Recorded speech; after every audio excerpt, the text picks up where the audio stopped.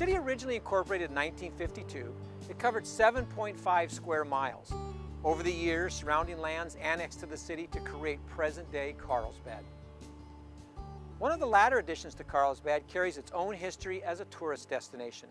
Carlsbad resident and local developer Irv Rawson recalls the birth of La Costa. There was nothing here. To get a quart of milk, you had to go to Cardiff. There was a market up near the water there. We do most of our shopping up there.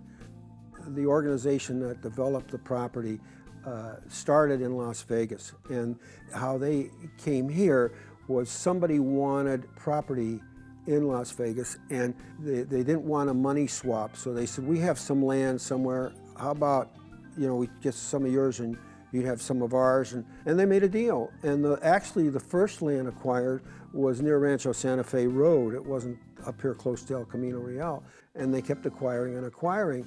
And by the time I came on, there was 2,700 acres that stretched from Rancho Santa Fe Road to El Camino Real. So we got into the business of land development, which was the idea, and we built the resort as a catalyst to bring people here to expose them to the area and the property, and that worked out pretty good. There were plenty of lean days. There were days when real estate was in the doldrums, but the resort business was up, and so it sort of balanced itself out. We had 92 rooms in the very beginning of the resort.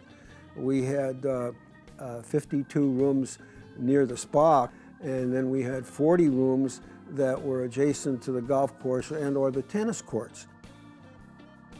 We were a resort community, and because several of the people who lived here didn't live here permanently. A lot of people had this as a second home.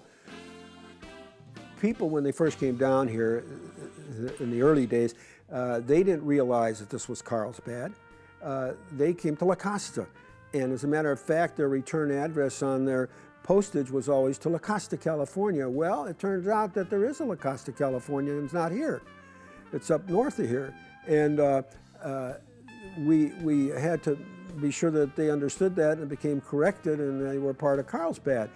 When we'd have our athletic events here, the golf and the tennis, we would have the byline written for the press. It would say, your byline is Carlsbad, California, because people looked at it as this La Costa must be another city, which of course it never was.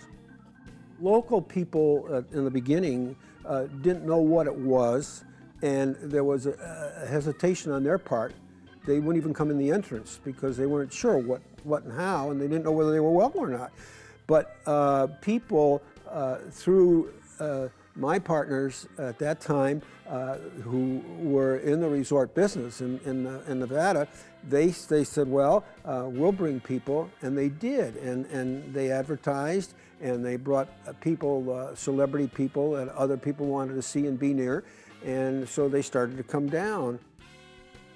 They were the owners of a very fine, prestigious golf tournament, the Tournament of Champions. So people came to see the golfers play.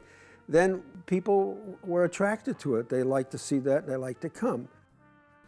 We were under county government, and we were that place up in North County, and they weren't too interested in us. And I felt that it was important for us to be part of a community where we were important to them as well as them being important to us.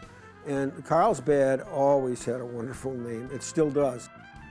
So we annexed into the city. So every move we made towards coming to the city of Carlsbad was a good move. Carlsbad was the bedroom neighborhood that was something special in the North County.